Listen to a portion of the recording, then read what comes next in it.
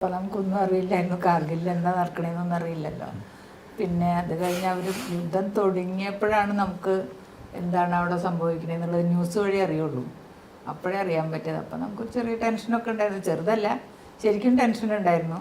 പിന്നെ നമ്മൾ separated family accommodation എന്ന് പറയും, നാസിക്ക് അടുത്ത് ദേവലാലിയിൽ താമസിക്കുന്നു. അപ്പോൾ ഞാൻ കഴിയുന്നതും നമ്മുടെ യൂണിറ്റിൽ ഞങ്ങൾ പോയിട്ടില്ല, 315 പോയിട്ടുണ്ടായിരുന്നില്ല. അപ്പോൾ നമ്മൾ എൻ്റെ അടുത്ത് കുറച്ച് ആൾക്കാരുടെ നമ്പറൊക്കെ ഉണ്ടായിരുന്നു. അപ്പോൾ ഞാൻ ആ സ്ത്രീകളെയൊക്കെ വിളിച്ച് സംസാരിക്കുമായിരുന്നു, വെറുതെ വിശേഷം ചോദിക്കാനും. അങ്ങനെ നമ്മൾ കണ്ടിട്ടില്ലെങ്കിലും നമ്മളൊരു സിഒൻ്റെ ഭാര്യയാകുമ്പോൾ അതിൻ്റെ ഒരു റെസ്പോൺസിബിലിറ്റി ഉണ്ടല്ലോ.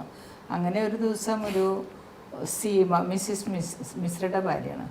അപ്പോൾ മിശ്രയുടെ ഭാര്യയെ വിളിച്ചപ്പോൾ സീമനെ വിളിച്ചപ്പോൾ സീമ ഭയങ്കര കരച്ചിലായിരുന്നു.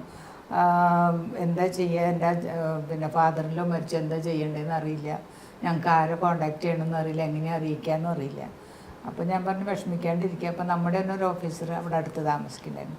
ഞാൻ ഉടനെ പോയിട്ട് അങ്ങേരോട് പറഞ്ഞു, ഇങ്ങനെ സീമയുടെ ഫാദറിലോ മരിച്ചു, എന്താ ചെയ്യേണ്ടത്. അപ്പോൾ പറഞ്ഞു വേണ്ട, വിഷമിക്കേണ്ട, നമുക്ക് ആൾക്കാരെ ഇൻഫോം ചെയ്യാം.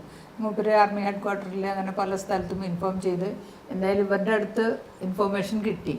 അതുകൊണ്ട് മേജർ മിശ്ര, അന്ന് മേജറായിരുന്നു, മേജർ മിശ്രയ്ക്ക് ഒന്ന് ലാസ്റ്റ് റൈറ്റ്സ് ചെയ്യാൻ പറ്റി. അത് വലിയൊരു അനുഗ്രഹമായിട്ട് എനിക്ക് തോന്നിയത്. അല്ലെങ്കിൽ ഞാൻ ആ സമയത്ത് വിളിച്ചില്ലായിരുന്നെങ്കിൽ ഇവരാരും അറിയില്ലല്ലോ, മിശ്രയ്ക്ക് വരാനും പറ്റില്ലായിരുന്നു. അപ്പം ഞാൻ വിചാരിക്കും ചിലപ്പോൾ നമുക്ക് അങ്ങനെ തോന്നിച്ചതായിരിക്കാം, അല്ലെങ്കിൽ നമ്മൾ വിളിക്കില്ല, എപ്പോഴെങ്കിലും ഒരിക്കൽ വിളിക്കാമെന്ന് വിചാരിച്ചാണ്. അപ്പോൾ എനിക്ക് തോന്നി അങ്ങനെ ഒരു നല്ലൊരു കാര്യം ചെയ്യാൻ പറ്റി.